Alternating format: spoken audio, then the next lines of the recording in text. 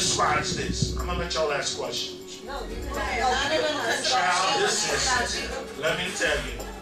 There is a thing called vision and destiny. You know the vision, what the plan is for your life.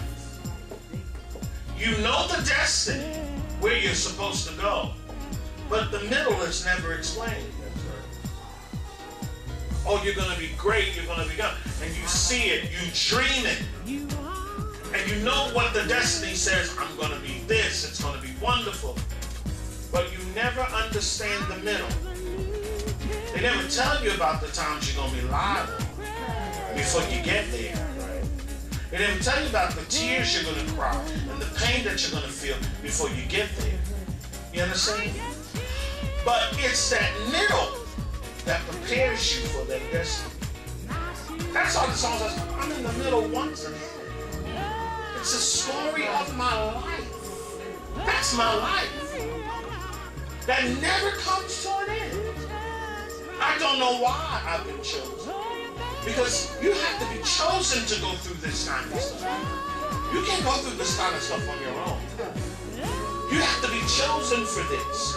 And there's obviously something that is put in you spiritually that can keep you and contain you and says, I don't care what's happening. I remember one time I was praying one time and the Lord spoke to me in my prayers. I was praying and I said, God, I don't know what this storm is all about. I was like, but I don't know what's going to happen. I don't know what I'm going to do. You're going to have to do something. He said, in this storm, you will not die. He said, you're not going to die in this storm. He said, this storm is going to help you get to the next phase of your life. He said, I know you feel like giving up, but you're not going to give up.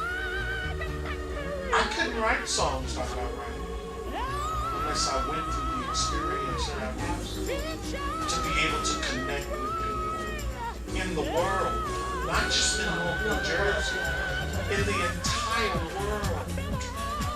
I don't even know, and I told God one day, and I'm going to shut up after this, I said, I don't want you to display to me, don't ever show me how big of an artist I am. I don't want to know. I don't want to know the level of my art. I don't want to know the level of my I guess they call you celebrity and how famous you are. My stature, I don't want to know. Because my heart says that if I can't help people, I'm like Martin Luther King. If I can help somebody along the way, with my living, that's my purpose. A lot of people don't believe it, but this is not it. This is only the beginning. You understand? This life is only part of the journey. But when I close my eyes from this side, I have to open my eyes to another side. And what happens on the other side is determined by what I do.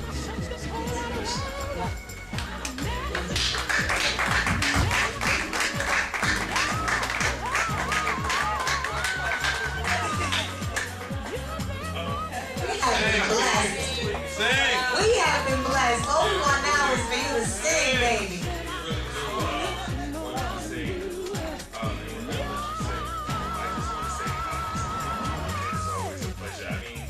I can't count how many times I've brought you to the stage. I can't count how many times, even when I wasn't bringing you to the stage, that I've gone to see you perform. And there is not one single time that I did not stand up and jump around and scream and mouth the words and you know, just completely lose my mind, because you are not the sentiments that you express in your songs. I don't have a hole in my soul. So, you know, the words don't go through me, they touch me. They hit me and they stop and they fill me up because there's no hole there. You know what I'm saying? So, and it's just amazing. Like, I mean, it's like bringing the whole spiritual level to the club. I can't, you know, for those people who don't go to church or don't have a house of worship or whatever it is, there's a song that I don't even know who it was, but the song's called Sanctuary. We lift our hands in the sanctuary. And the club for many, many years was my sanctuary. It was where, thank you, it was where I went to get spiritual fulfillment, because the words to the songs, like the songs that you sing, touch me so much. There are times that I've been in the middle of the dance floor, a song came on, I stood there and cried. Whatever it was I was going through at the moment, I was getting my help right then and there, making love to the speaker in the corner. The whole range of emotions just right there. It is very cleansing for anybody who is a house head. You know what I'm talking about.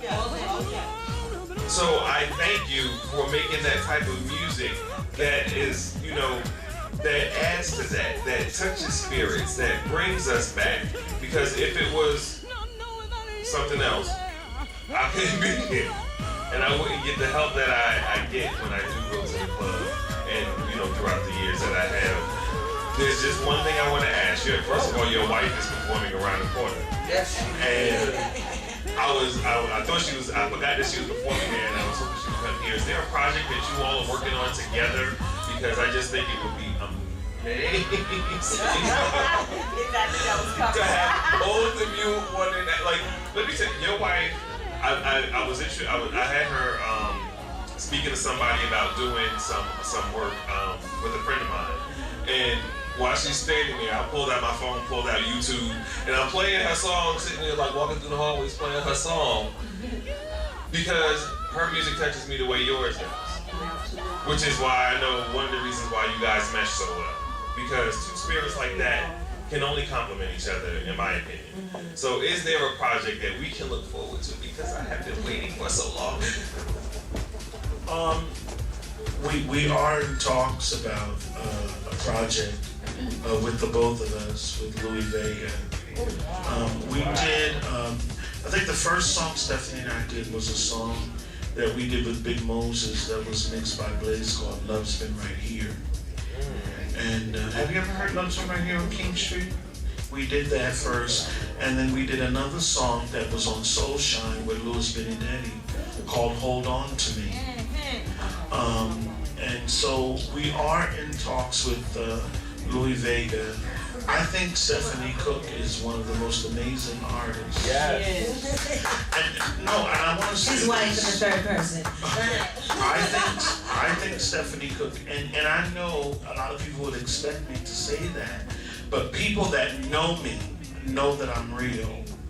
And I don't care who you are, you know, and I'm gonna give you the truth, because I just believe that the truth helps. It doesn't help to lie or to be phony, you know. But I believe that Stephanie Cook, first of all, she's an amazing writer. Yeah. She's an amazing song stylist. She is one of the people that I respect highly in this business. She doesn't give herself enough credit, but she is just the most. Love Will is one of my favorite. The first time I heard Love Will, I sat in the studio, in Blaze's studio, and when I listened to the song, tears started rolling down my eyes, because Love Will, now I'm gonna let this secret out. I hope she doesn't get mad at me. Love Will was a conversation that we had. Verbatim.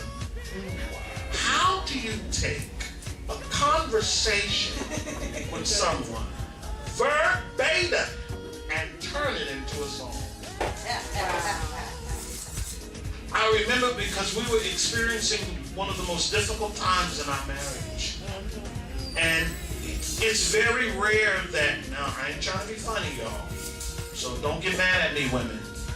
It's very rare that I ever hear a woman take full responsibility for what she's doing to make her man unhappy.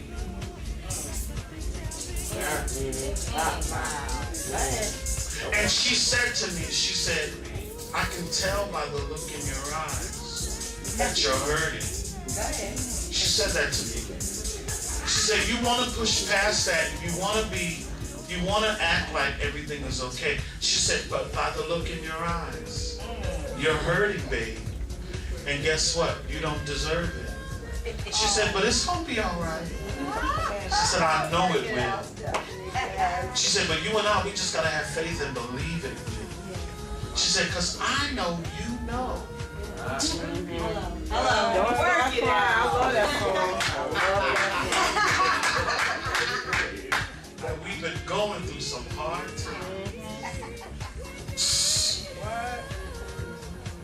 I love that song. She said, but it's gonna be all right.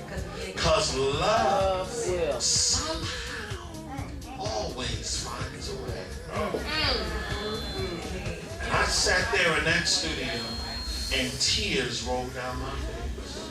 I said, how do you do it? I don't understand how you do it. When you're in a relationship, any relationship that you're in, whether it's marriage, friendship, business, there's going to be trying times. I believe that the trying and the difficult times come to only, it tries the relationship. But any relationship that is not tried by fire is superficial. That's right, exactly, that's right. Abby and I, who she thinks she's my mother, she's my manager. She's like a second mother to me.